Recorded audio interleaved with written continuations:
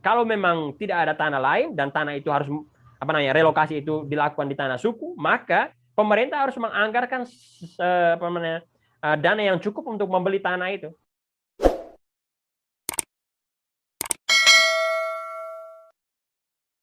Oke, semangat pagi. Salam jumpa kembali masyarakat Timur NTT.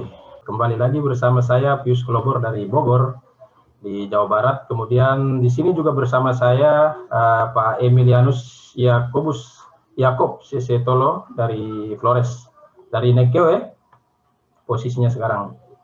Ya, dalam kesempatan kali ini saya akan menggali banyak informasi sekaligus mungkin pencerahan dari Pak Emil terkait dengan persoalan konflik tanah yang sampai akhir-akhir ini masih sering terjadi di Flores khususnya dan NTT secara umum atau di Indonesia secara luas. Ya, Pak Emil ini adalah seorang dosen di Sekolah Tinggi Filsafat Katolik Lidalero, Momere Flores. Pak Emil juga pernah melakukan riset mengenai konflik tanah di Flores, Pak Emil, koreksi kalau misalnya salah. Jadi saya pikir mungkin dari hasil riset tersebut kemudian bisa menjadi perspektif untuk konteks urusan pertanahan di wilayah lain di NTT dan khususnya untuk di Adonara dan Lembata. Kenapa Adonara dan Lembata? Karena ini berkaitan dengan proses atau rencana relokasi oleh pemerintah pusat dan pemerintah daerah terhadap warga korban banjir bandang dan tanah longsor di Adonara dan Lembata yang terjadi 4 April lalu. Mereka akan direlokasi dari kampung halaman yang sekarang yang sudah porak-poranda ke lokasi yang baru. Nah, rilis ataupun data dari Kementerian PUPR sendiri mengatakan bahwa beberapa lokasi baik di Adonara maupun di Lembata sudah disiapkan oleh Pemda setempat. Namun kemudian muncul persoalan baru sekarang. Dari Pemda mengklaim atau mengatakan bahwa sudah dihibahkan oleh anggota keluarga, tapi dari anggota keluarga lain mengklaim bahwa tanah itu tidak bisa dihibahkan begitu saja. Artinya bahwa Pemda juga harus bisa memberikan apresiasi ataupun mungkin sedikit ganti untung atau ganti rugi karena atau mungkin juga memperhatikan anak cucu mereka berkaitan dengan pendidikan karena mereka masih harus melanjutkan hidup ke depan. Kalau sekedar melepas tanah itu tidak mungkin gitu. Artinya di sini kita ambil kesimpulan bahwa ini sudah terjadi satu konflik, sudah terjadi suatu permasalahan yang kemudian bisa menjadi persoalan besar di kemudian hari kalau tidak diselesaikan di awal-awal. Nah, untuk itu mungkin kita bisa berdiskusi dengan Pak Emil di sini, bisa menceritakan dulu terkait karena saya berpikir bahwa konflik tanah yang meskipun Pak Emil melakukan riset di Flores, tapi saya berpikir bahwa di persoalan tanah yang terjadi di NTT secara umum atau mungkin di Adonara dan Lembata juga pasti ada hal-hal yang ada korelasi dan benang merahnya yang mungkin kita ambil dari situ. Sekaligus juga menjadi edukasi bagi warga di Lembata dan Adonara. Ya, Pak Emil, mungkin secara umum Pak Emil bisa menggambarkan dulu terkait dengan hasil riset dari konflik tanah yang mungkin Pak Emil pernah lakukan. Sebenarnya apa sih sebab-musababnya muncul konflik tanah yang akhir-akhir ini kita baca di media online itu banyak sekali terjadi, khusus di Flores pun banyak sekali terjadi gitu, apalagi di NTT secara keseluruhan. Mungkin secara umum Pak Emil bisa menggambarkan dulu hasil riset temuan dari Pak Emil seperti apa saja. Berdasarkan hasil riset lebih khusus berkaitan dengan politik agraria di NTT khususnya di Flores. Nah, jadi menurut apa yang saya temukan di lapangan, kemiskinan yang terjadi di Flores khususnya dan di NTT umumnya itu disebabkan kurang lebih oleh 3 hal. Yang pertama adalah penjajahan yang panjang. Jadi Flores itu sudah dijajah sejak lama.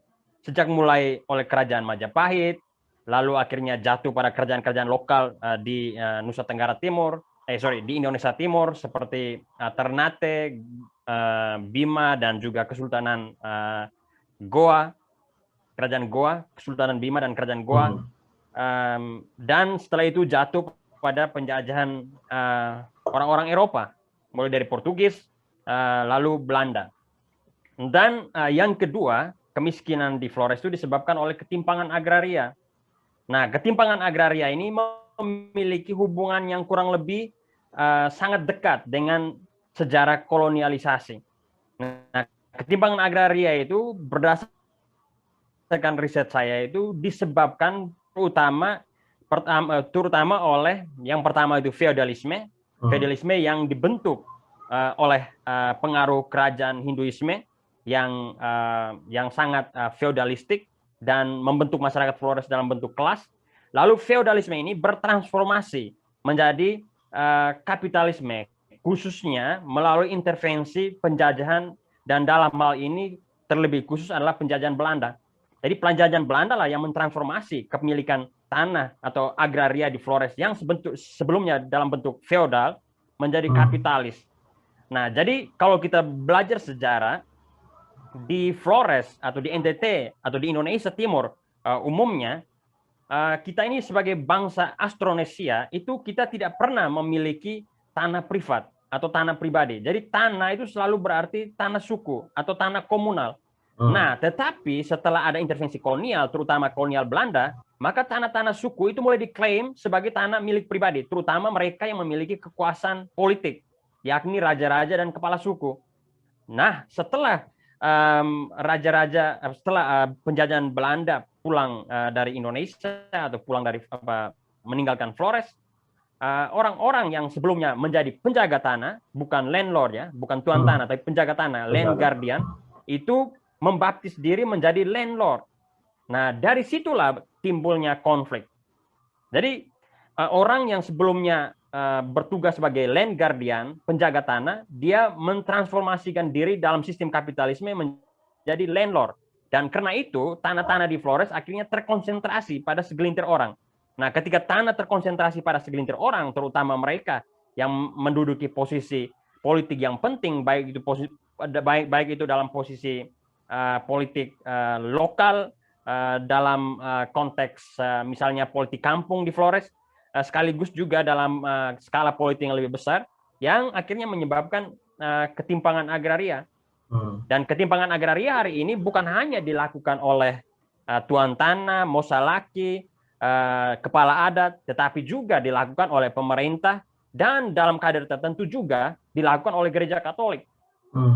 Sehingga banyak tanah-tanah yang sebelumnya merupakan milik masyarakat, ketika milik masyarakat direbut oleh pemerintah kolonial, lalu kemudian dijual kepada gereja, beberapa tanah dijual kepada gereja, dan diserahkan kepada pemerintah yang sebelumnya direbut oleh pihak kolonial.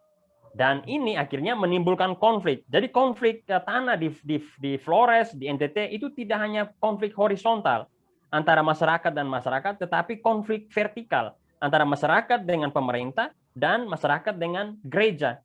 Dan semua konflik ini menurut saya itulah disebabkan oleh kolonialisme yang merubah sistem kebudayaan masyarakat Flores yang sebelumnya feodal menjadi kapitalis. Ya, jadi seperti itu. Dan yang berikut yang menyebabkan kemiskinan di Flores adalah masyarakat Flores itu didepolitisasi. Dan pendepolitisasian masyarakat Flores ini itu dilakukan melalui penjajahan tentunya sejak masa Majapahit sampai pada masa kolonialisme. Tetapi juga kalau kita baca buku yang ditulis oleh Kapten Tasuko Sato yang berjudul I Remember Flores, di situ jelas bahwa salah satu institusi yang mendepolitisasi Flores itu adalah gereja Katolik. Makanya ketika Jepang menjajah Flores, mereka pertamanya mencurigai gereja Katolik, tetapi karena mereka lihat kehidupan masyarakat Flores yang aman, damai, itu disebabkan menurut mereka oleh gereja Katolik. Karena itu mereka merangkum gereja Katolik untuk melakukan kolonialisasi di Flores. Lalu kita tahu bahwa misalnya sebelum Konsili Vatikan kedua, gereja Katolik kan cenderung melihat semua kebudayaan yang bukan berkaitan dengan agama Katolik itu dianggap sebagai sesuatu yang kurang benar atau kurang sempurna. Karena gereja waktu itu selalu menganggap diri sebagai societas perfecta, jadi komunitas yang paling suci. Karena itu gereja waktu itu cenderung untuk mengeliminasi kebudayaan-kebudayaan lokal yang dianggap tidak sesuai dengan ajaran agama Katolik. Lalu kalau kita baca sejarah juga, depolitisasi itu juga disebabkan oleh pembantaian 65. Jadi orang yang misalnya dalam konflik agraria yang horizontal maupun vertikal, kalau ada orang yang melawan atau mengklaim hak-haknya, tidak jarang mereka dituduh atau didiskriminalisasi sebagai PKI. Dan itu membuat orang akhirnya takut menuntut hak-haknya. Jadi menurut saya, persoalan agraria di Flores itu dikerangkeng dalam kurang lebih 3 kerangka yang saya lihat ini. Dan itu konflik ini yang besar ini, yang di dalamnya adalah inti yang paling dalam adalah konflik agraria atau ketimpangan agraria. Inilah yang menjadi penyebab kemiskinan di Flores. Dan itu masih terus terjadi sampai sekarang, gitu ya? Ya, saya melihat ya terus terjadi sampai sekarang, walaupun dengan kadar mungkin yang tidak terlalu nampak ya. Tapi soal ketimpangan agraria, perampasan agraria, yang dalam beberapa tulisan saya mengutip David Harvey yang saya sebut sebagai accumulation by disposition, yang mana proses akumulasi itu tidak hanya terjadi melalui perampasan, melalui kekerasan atau melalui tindakan koersif, tetapi perampasan itu bisa melalui negosiasi, bisa melalui transaksi jual beli, dan itu kalau dalam kerangka kacamata David Harvey, dia melihat itu sebagai apa yang dia sebut sebagai accumulation by disposition, yang mana perampasan itu seolah-olah baik dan benar, tetapi di dalamnya ada unsur ketidakadilan. Misalnya seperti yang dikatakan oleh Bung tadi soal bagaimana pemerintah ingin menegosiasi mendapatkan tanah adat agar bisa merelokasikan masyarakat yang terkena korban Seroja kemarin. Itu ya kalau dari kacamata pemerintah dan mungkin juga pihak-pihak yang berwenang, bahwa relokasi ke tanah suku tertentu tanpa melalui biaya tertentu itu sebagai sesuatu yang baik. Tapi kalau kita lihat dari kacamata David Harvey, itu kita sebut sebagai accumulation by disposition. Dan accumulation by disposition itu tentu merupakan sesuatu yang tidak benar. Kenapa? Karena accumulation by disposition itu sangat berkaitan dengan proses akumulasi kapital.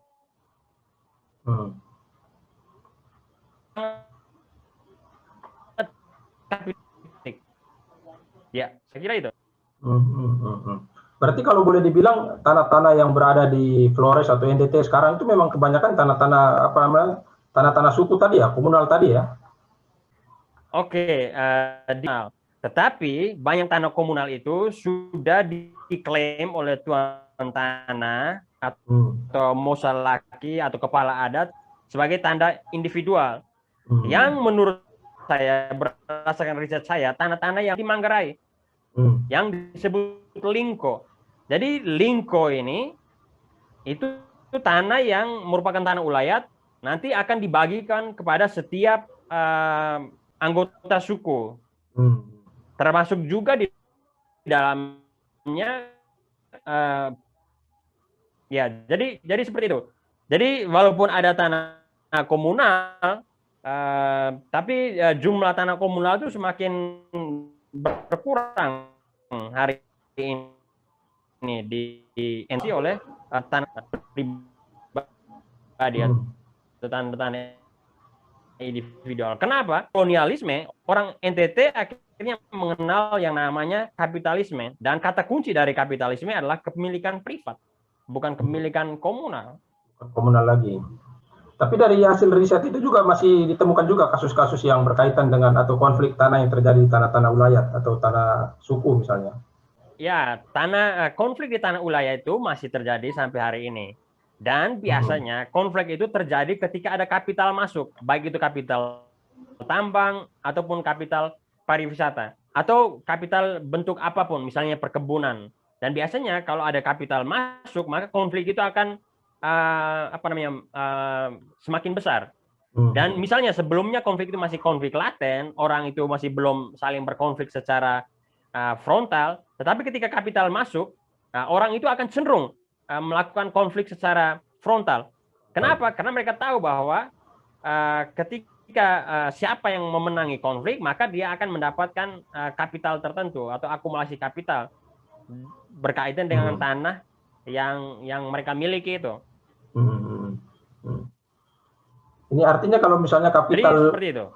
Kalau mudahnya kapital masuk tadi itu kan artinya kan setiap kapitalis atau misalnya perusahaan tertentu yang masuk itu kan pasti mereka akan berkomunikasi dengan Pemda. Kenapa Pemda tidak? Apakah Pemda memang sengaja menutup mata bahwa tanah-tanah tersebut ternyata tanah milik wilayah gitu? Oke, biasanya Pemda itu mereka itu kadang tidak terlalu secara profesional menentukan batas-batas hutan. Yang menjadi problem di Indonesia Timur umumnya dan di NTT khususnya itu soal batas hutan atau tanah negara. Jadi anak suku, tetapi Pemda mengklaim itu sebagai tanah negara. Dan penentuan tanah negara ini biasanya dilakukan secara sepihak oleh pemerintah. Sehingga masyarakat itu tidak tahu.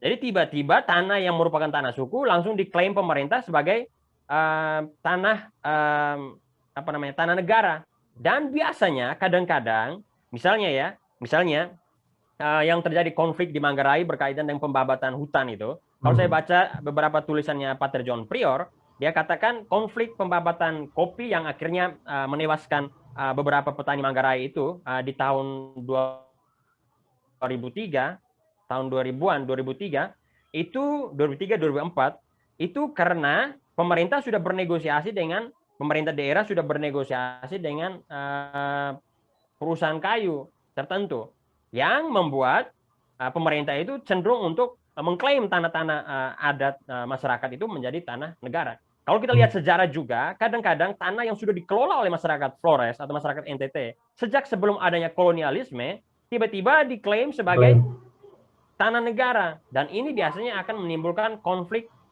vertikal dengan pemerintah. Padahal kalau tidak salah di peraturan di undang-undang pokok agraria sudah tegas mengakui kalau tentang hak ulayat ya. Iya, betul. Ya, memang ya undang-undang kita mengakui itu, cuman dalam implementasinya dalam di lapangan kadang-kadang pengakuan itu sangat sangat politik sifatnya, sangat ekonomi politik. Jadi sangat bergantung bagaimana tanah yang diakui dan tidak itu apakah dia bisa menghasilkan kapital atau tidak. Kalau dia bisa menghasilkan kapital untuk pemerintah, ya pemerintah cenderung mengklaim itu sebagai tanah milik pemerintah. Dan di NTT umumnya pemerintah daerah itu melihat investor itu sebagai pihak yang dapat membangun daerah atau sebagai pihak yang bisa mendatangkan pemasukan ekonomi dalam waktu yang cepat. Jadi pemerintah daerah tidak punya inisiatif yang kreatif untuk mendapatkan modal dan pendapatan ekonomi atau PAD daerah dengan cara yang lain selain mengundang investor. Karena itu ya demi untuk meningkatkan pendapatan daerah, mereka lebih cenderung untuk mengutamakan kapital dalam hal ini investor daripada masyarakat setempat atau hak-hak masyarakat adat setempat. Meskipun dengan merugikan masyarakat ya. Iya, tapi ini bukan fenomena NTT saja, ini fenomena yang terjadi hampir di seluruh Indonesia ya. Kalau kita lihat akhir-akhir ini misalnya pemerintah cenderung melakukan apa yang disebut land grabbing atau perampasan tanah ya, yang ya dibuat seolah-olah itu legal, tapi kan legalitas itu sudah dipolitisir ya untuk kepentingan ekonomi politik pemerintah atau pihak-pihak tertentu yang menguasai politik dan birokrasi di Indonesia. Tapi dari kasus-kasus konflik tanah yang pernah terjadi atau mungkin pernah Pak Emil selidiki atau hasil riset yang terjadi di Flores itu, apakah pernah ada juga kasus-kasus itu yang pernah diselesaikan gitu, terselesaikan dengan baik gitu? Ya, salah satu kasus yang diselesaikan dengan baik ini kasus vertikal ya, bukan vertikal, kasus horizontal. Itu misalnya kasus yang terjadi di Manggarai antara suku ada dua suku di Manggarai itu, satunya suku Lao, satunya suku pokoknya dekat Cancar itu diselesaikan dengan dengan cara waktu itu kalau berdasarkan informasi yang saya dapat ada seorang pastor dari barat dari Swiss, Pater Wasser yang membeli tanah itu dan memberikan sejumlah uang yang sama besar kedua belah pihak yang berkonflik. Oke. Lalu kalau konflik tanah dengan pemerintah, biasanya agak sulit. Termasuk juga konflik tanah dengan gereja. Jadi beberapa kasus, misalnya saya tidak meneliti secara spesifik soal itu, tapi saya mengikuti beberapa berita soal itu. Misalnya kasus tanah di Tanah Ai yang menyebabkan masyarakat Tanah Ai menggugat pemerintah dan gereja yang ingin memanfaatkan tanah di Tanah Ai yang sebelumnya dirampas oleh pihak kolonial, yang akhirnya menjadi tanah HGU yang dikuasai oleh gereja Katolik dan juga pemerintah daerah setempat. Jadi ternyata masih banyak juga melibatkan gereja ya? Iya, karena ya beberapa tanah memang setelah peninggalan kolonial itu jatuh pada gereja. Dan beberapa kasus yang saya ikuti, itu biasanya dulu masyarakat memberikan tanah kepada pastor-pastor barat itu secara gratis. Tetapi waktu itu pastor-pastor barat meminta tanah dari Mosalaki, dari tuan tanah, dari masyarakat adat tertentu untuk membangun perkebunan percontohan. Misalnya di Kisol dan mungkin beberapa di Mataloko. Tetapi dalam perjalanan waktu, tanah itu akhirnya disertifikat oleh atau diklaim sebagai milik gereja. Dan masyarakat lokal akhirnya tidak menerima. Apalagi hari ini banyak tanah-tanah yang dulunya menjadi kebun percontohan, yang menjadi berada di bawah kekuasaan misi, sudah ditelantarkan atau tidak dikelola seperti para misionaris di zaman dulu. Karena itu masyarakat bilang kalau tanah itu tidak dikelola, maka sebaiknya dikembalikan kepada masyarakat. Nah, kemudian kalau dengan banyaknya konflik tadi, pola pendekatan seperti apa untuk bisa menyelesaikan atau baiknya dilakukan supaya bisa menyelesaikan konflik-konflik tersebut? Oke, kalau konflik horizontal antara masyarakat Flores, menurut saya hal yang perlu dilakukan itu adalah reforma agraria. Saya selalu omong soal ini, reforma agraria. Dan objek reforma agraria itu adalah tanah-tanah suku. Jadi tuan tanah itu tidak bisa mengklaim tanah yang luas, misalnya 100-200 hektar sebagai milik nenek moyangnya dia. Tidak bisa. Jadi tanah-tanah yang merupakan tanah suku itu harus segera dibagikan kepada masyarakat secara individu. Kalau tidak seperti itu, maka masyarakat akan kekurangan tanah. Dan kalau mereka kekurangan tanah, maka konflik itu akan sering terjadi. Karena orang akan berusaha untuk bisa hidup ya, dan mengakses tanah-tanah yang mereka anggap itu sebagai tanah suku. Itu untuk konflik horizontal. Lalu kalau konflik vertikal, saya kira ya pemerintah dan gereja perlu menegosiasi kembali tanah-tanah yang dikuasainya yang mungkin tidak sesuai dengan sejarah keberadaan masyarakat setempat. Misalnya klaim-klaim tanah sebagai tanah pemerintah di lokasi di mana masyarakat itu sudah hidup sebelum pemerintah kolonial ada. Itu harusnya tidak boleh. Jadi untuk melihat sejarah seperti ini, pemerintah dan gereja itu harus melibatkan sejarawan, antropolog untuk menggali sejarah itu supaya penentuan batas tanah adat dan negara itu jelas. Kalau tidak, maka akan terus terjadi konflik karena batas penentuan tanah itu menjadi tidak jelas. Yang menjadi penyebab konflik adalah tumpang tindih klaim. Masyarakat adat mengklaim tanah tertentu sebagai tanah adat, pemerintah mengklaim dan juga gereja mengklaim sebagai tanah negara atau hutan, wilayah hutan. Nah, ini menjadi penyebab konflik nih. Jadi perlu ada sebuah tindakan melalui riset yang serius yang melibatkan antropolog, sejarawan, masyarakat adat untuk kembali melihat batas-batas tanah, terutama tanah ulayat itu. Nah, kemudian apa yang harus kita lakukan? Misalnya maksud saya edukasi, langkah-langkah edukasi seperti apa yang harus kita lakukan terutama kepada masyarakat ini yang sering berkonflik, misalnya lebih sering tuh kalau tidak salah dengan pemerintah begitu. Itu baiknya apa yang harus dikasihkan pencerahan atau mungkin edukasi kepada masyarakat tersebut supaya bisa tahu tentang hak-haknya mereka sendiri gitu. Oke, sejauh ini saya lihat solusi yang mungkin bisa saya tawarkan, langkah-langkah yang perlu dilakukan itu itu kurang lebih dua hal ya. Yang pertama itu pada tataran wacana. Jadi pada tataran wacana itu perlu ada wacana yang dibuat terus-menerus, baik itu melalui wacana lisan maupun wacana tulisan tentang bagaimana kita melacak kembali sejarah itu dan memproduksi wacana yang berbeda. Karena wacana-wacana yang ada, soal misalnya kita harus melindungi hutan, batas-batas tanah yang ada ini adalah apa yang dilakukan pemerintah untuk melindungi masyarakat, wacana-wacana itu harus dibongkar, karena itu wacana-wacana, menurut saya wacana-wacana kolonial itu. Dan proses pembongkaran itu hanya dilakukan melalui tulisan dan juga melalui aktivitas-aktivitas lisan yang harus dibasiskan melalui riset yang serius. Jadi perlu ada riset yang serius untuk membongkar wacana-wacana lama agar generasi muda itu tahu apa yang sebenarnya. Itu yang pertama ya. Lalu yang kedua, menurut saya itu perlu dibangun organisasi massa ya di Flores, dan di Flores khususnya di NTT umumnya. Kenapa? Karena menurut saya seperti yang saya jelaskan tadi, masyarakat kita itu sudah terdepolitisasi ya. Jadi watak untuk melawan, menuntut hak-haknya itu hilang. Hilangnya kenapa ya? Karena kolonialisme baik itu sejak zaman Majapahit maupun sampai pada era hari ini. Jadi proses pendepolitisasian itu hanya mungkin melalui pembangunan organisasi-organisasi massa yang membuat masyarakat itu bisa mengorganisir diri sendiri agar mereka bisa membebaskan dari berbagai macam penindasan itu.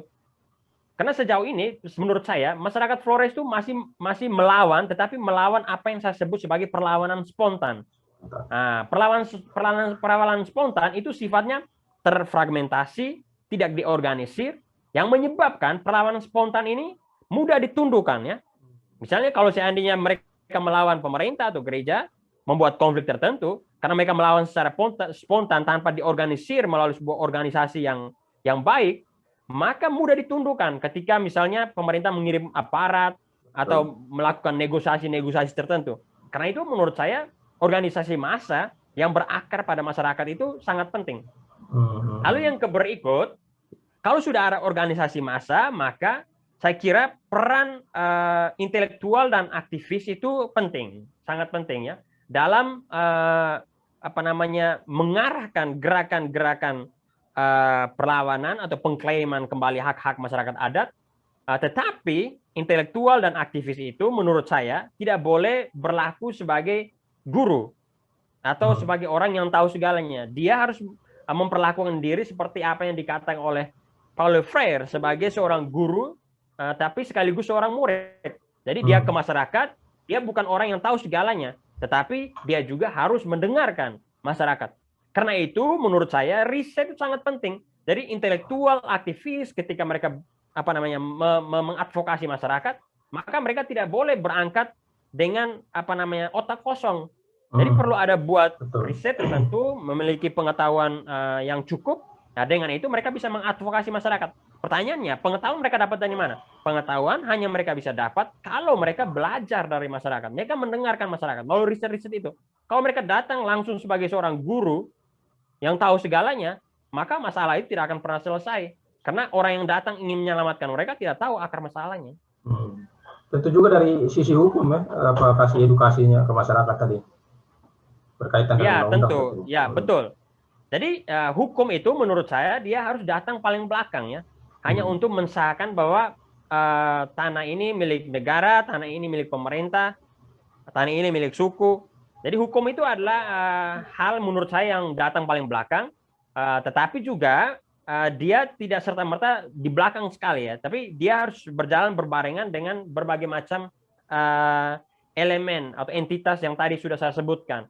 Jadi organisasi massa, intelektual, aktivis, orang-orang hukum ya harus ya sama-sama bergerak untuk membuat sesuatu yang tidak jelas atau sejarah yang keliru itu bisa diluruskan. Jadi pendekatan itu harus merupakan pendekatan yang holistik, tidak bisa pendekatan yang fragmentaris dan parsial. Karena persoalan tanah ini adalah persoalan yang sangat kompleks yang tidak bisa orang menyelesaikan itu hanya dari satu pendekatan. Perlu banyak pendekatan. Dan karena itu ya hukum sangat perlu dilibatkan. Betul. Nah, kemudian belajar dari kasus yang seperti saya sudah sebutkan tadi di awal terkait dengan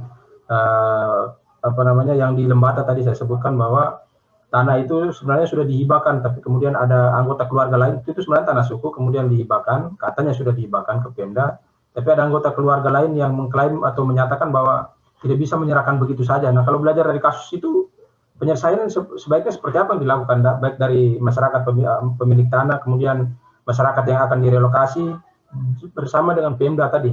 Oke, saya tempat yang tadi diungkapkan, tapi fakta itu adalah fakta yang sudah terjadi di banyak tempat di NTT. Jadi kecenderungan yang saya lihat oleh pemerintah daerah, mereka selalu ingin mendapatkan tanah suku itu secara gratis, dan menurut saya ini tidak baik untuk pembangunan masyarakat Flores khususnya dan NTT umumnya. Kenapa? Karena perpindahan tanah yang tadi saya sebut melalui kacamata David Harvey sebagai accumulation by disposition tadi. Nah, misalnya di Mbai, di tempat di mana saya tinggal hari ini, di Kabupaten Naikeo di Mbai, banyak tanah-tanah suku itu sudah melakukan negosiasi dengan tuan tanah, dengan mungkin birokrat di pemerintahan yang memiliki kepentingan politik tertentu. Jadi mereka menegosiasi untuk memberikan tanah-tanah suku tertentu dengan pertimbangan ekonomi politik mereka sendiri, yang tentunya merugikan masyarakat banyak. Dan sekarang saya lihat di Mbai, masyarakat asli sudah hampir tidak memiliki tanah, karena semua tanah sudah diklaim sebagai tanah negara. Tanah negara, wow. Ya, dan misalnya ada beberapa yang menyerahkan tanah untuk membangun sekolah. Nah, ini membangun sekolah, lalu mereka bilang setelah dibangun sekolah, nanti anak-anak masyarakat di situ akan bersekolah secara gratis. Tetapi ini tidak dilakukan secara konsisten. Ganti kepala sekolah, ganti komite, aturannya sudah diganti juga. Jadi banyak sekali hal-hal seperti ini yang merugikan masyarakat lokal. Kalau menurut saya, solusi yang paling baik ya kalau memang tidak ada tanah lain dan tanah itu harus relokasi itu dilakukan di tanah suku, maka pemerintah harus menganggarkan dana yang cukup untuk membeli tanah itu. Kompensasi yang adil itu harus dilakukan. Kalau tidak, maka hal itu adalah sebuah perampasan yang saya sebut sebagai accumulation by disposition itu. Akumulasi melalui perampasan. Ya, kesimpulannya dari berbagai hal yang sudah terjadi atau sudah dipaparkan berkaitan dengan konflik tanah tadi, apa kesimpulan yang bisa kita ambil atau kita petik dari hal-hal tersebut supaya kemudian ke depan tidak akan terjadi atau mungkin mengurangi konflik-konflik yang berkaitan dengan tanah gitu. Oke, kesimpulannya menurut saya persoalan tanah di Flores khususnya dan di NTT umumnya itu adalah sebuah persoalan yang sangat rumit. Dan persoalan yang terjadi hari ini, kita tidak bisa tidak menyelesaikan persoalan hari ini tanpa melihat sejarah. Jadi agar masalah hari ini bisa diselesaikan, maka orang NTT terutama di dalamnya intelektual dan aktivis, baik itu yang berada dalam pemerintah, gereja maupun civil society, itu harus kembali melihat sejarah. Penting untuk melihat sejarah agar orang itu bisa meluruskan sejarah, dan juga menurut saya belajar dari sejarah. Karena kalau kita tidak melakukan itu, melihat sejarah dan belajar dari sejarah, konflik-konflik itu seperti yang saya jelaskan tadi itu akan terjadi terus menerus.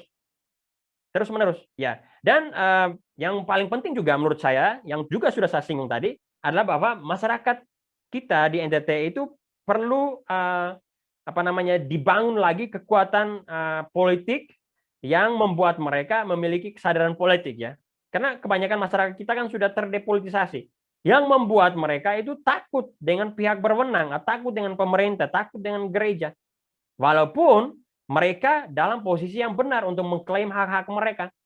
Dan hal seperti ini hanya bisa dilakukan dengan pembangunan organisasi massa yang berpihak pada masyarakat. Jadi organisasi massa ini harus bersifat organik, ya, dibangun oleh masyarakat sendiri, lalu nanti mungkin dibantu oleh aktivis dan intelektual, baik itu aktivis dalam gereja Katolik maupun aktivis dalam kampus-kampus yang tidak punya afiliasi dengan agama tertentu. Hanya dengan cara itu konflik-konflik di NTT umumnya dan di Flores khususnya bisa diselesaikan. Ya, menurut saya seperti itu.